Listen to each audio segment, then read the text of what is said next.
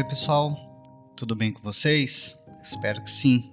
Sejam muito bem-vindos novamente a mais um vídeo da nossa série sobre redes neurais artificiais. Hoje a gente vai para a parte 3 de funções de ativação. Se você não assistiu as duas primeiras partes, vai lá, volta, assiste, os vídeos ficaram bem legais. E hoje a gente vai falar das funções de ativação propriamente ditas. Então eu vou citar alguns tipos de função de ativação e a gente vai explorar isso com um pouquinho mais de detalhes. Então a primeira função de ativação que a gente vai ver é uma já conhecida, que a gente usou nos últimos 2 vídeos, que é a função sigmoide, ou função logística. Só que hoje a gente vai falar dela com um pouquinho mais de detalhes. Então a expressão dessa função é o que está aqui à esquerda, né? Então eu tenho aqui o sigma de x é igual a 1 sobre 1 mais e elevado a menos x. Então essa daqui é a expressão, isso daqui eu tinha mostrado para vocês nos vídeos anteriores. E aqui do lado direito a gente tem o gráfico dessa função. Agora vamos falar dela com um pouquinho mais de detalhes. Então, antes da gente explorar um pouquinho mais essa função, eu vou reescrever ela de um jeito um pouquinho diferente, porque a gente vai analisar, dependendo da maneira que a gente escreve, acho que vai ficar mais intuitivo de ver ou não. Aqui a gente tem o e elevado a menos x. Isso daqui eu posso reescrever da seguinte maneira: posso mudar o sinal do expoente a troco desse termo ele descer no denominador da minha fração. Aí vocês vão falar, mas que fração? Que aqui eu não tenho fração. Então vamos lembrar que qualquer número expresso dessa maneira, igual eu tenho aqui à esquerda, eu posso falar que ele é ele dividido por 1, que é como realmente é, né? E posso falar que ele é ele multiplicado por 1 também, porque multiplicar por 1 ou dividir por 1 é ele mesmo. Então é como se eu tivesse 1 vezes e elevado a menos x, aí esse termo do e a menos x vai passar aqui para baixo, e eu continuo então aqui em cima vai ficar o 1, e embaixo fica o meu termo de e elevado a x, que eu fiz aqui foi trocar o sinal. Então a gente vai usar essa relação para poder escrever a sigmoide da seguinte maneira. Vocês vão ver que a única coisa que mudou aqui é que o termo e a menos x, eu estou escrevendo aqui isso como 1 sobre e a x. Por que eu estou fazendo isso? Bom, eu sabia isso, era com maçãs.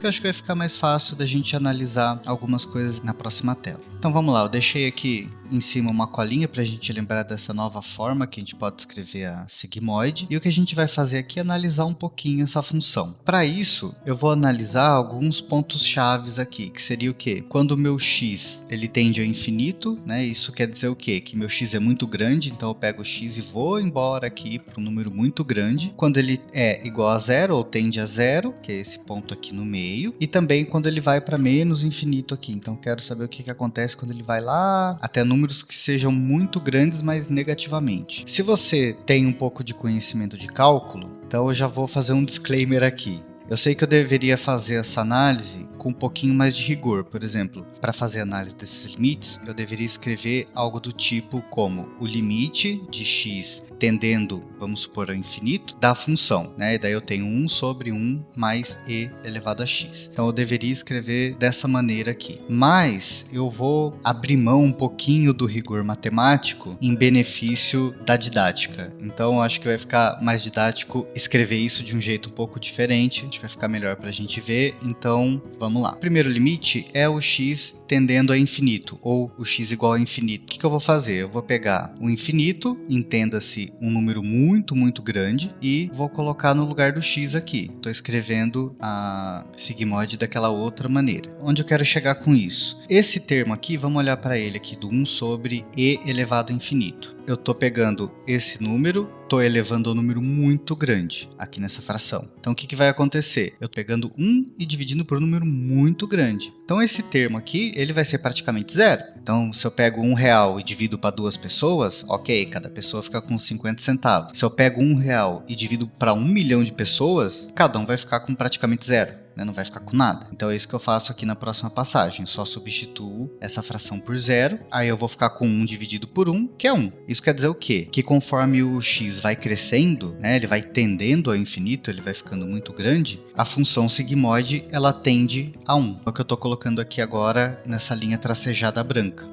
Então essa minha função vai ter um limite, né? Ela nunca vai ser maior do que 1. Ela vai chegar perto do 1, sempre muito próxima de 1, mas não vai ultrapassar. E se eu faço a mesma coisa agora para o x igual a zero? Se eu substituo x igual a zero na função sigmoide, eu vou obter isso daqui, né? Então vai ficar 1 sobre 1 mais, estou deixando ainda daquele formato, 1 sobre e elevado a zero. Agora, qualquer número elevado a zero é 1, então vai ficar 1 mais 1 aqui. 1 mais 1 é 1 dividido por 2, né? É meio, então é 0,5. Isso quer dizer que quando o x é 0, a minha sigmoide vale 0,5. E por último, vamos ver o que acontece quando o x ele tende a infinito, mas para o lado dos valores negativos. Então eu vou fazer a mesma coisa, aqui vai ser a mesma substituição, só que daí aqui agora para a gente enxergar melhor esse e a menos infinito aqui, eu vou, entre aspas aqui, passar ele para cima, trocando o sinal do expoente. Estou fazendo aqui. Aí eu vou ter 1 sobre 1 mais um número muito grande, né? Agora esse aqui é um número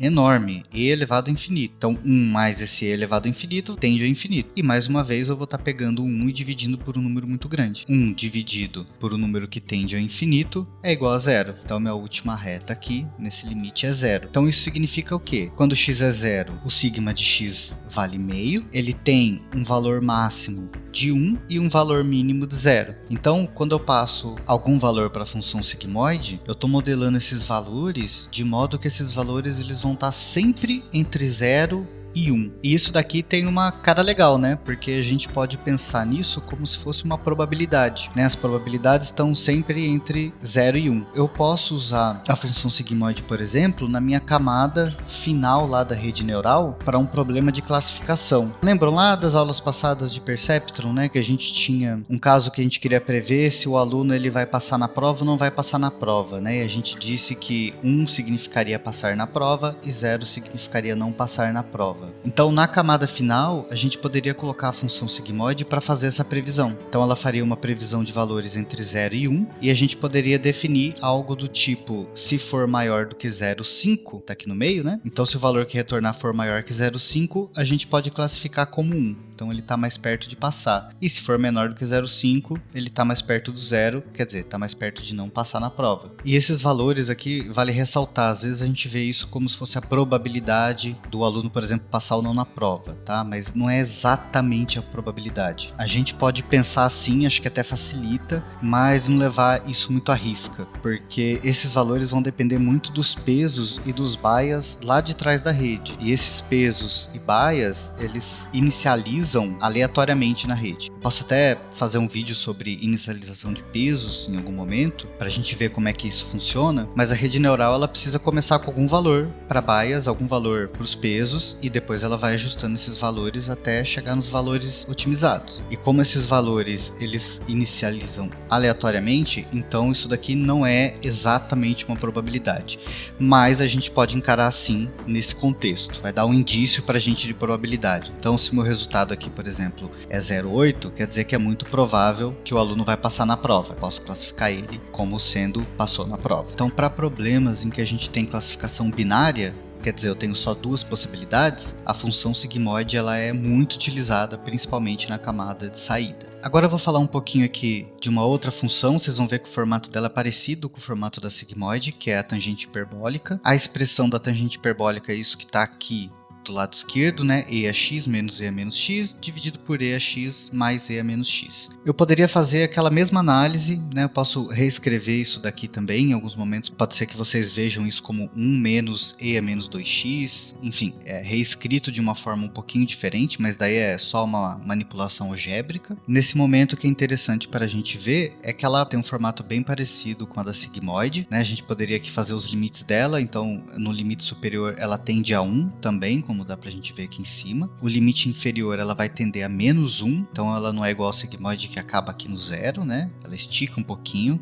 até o menos 1. E para x igual a zero, se a gente substitui x igual a zero aqui, a gente vê que aqui vai ficar 1 menos 1, né? Porque qualquer número elevado a zero é 1. Então eu vou ficar com zero aqui no numerador, então ela vai tender a zero, que é o que está aqui. A gente vê aqui no zero ela chega perto do centro. Aí nesse caso a gente não usa tanto ela para classificação igual usa a sigmoide, né? Porque aqui vocês veem que eu tenho valores que são negativos. Mas se eu for usar uma função desse tipo, igual no exemplo de aulas anteriores, eu dei o exemplo da sigmoide sigmoide como função de ativação nos neurônios da camada escondida, se eu tiver redes que sejam muito profundas, é melhor eu usar a tangente hiperbólica se eu quiser aquele formato. Eu vou falar disso aqui depois quando a gente comentar sobre backpropagation, ter que falar um pouquinho mais a respeito das derivadas das funções, tá? Daí a gente vai entender um pouco melhor por que a tangente hiperbólica, para esses casos, nas camadas escondidas, seria melhor do que a sigmoide.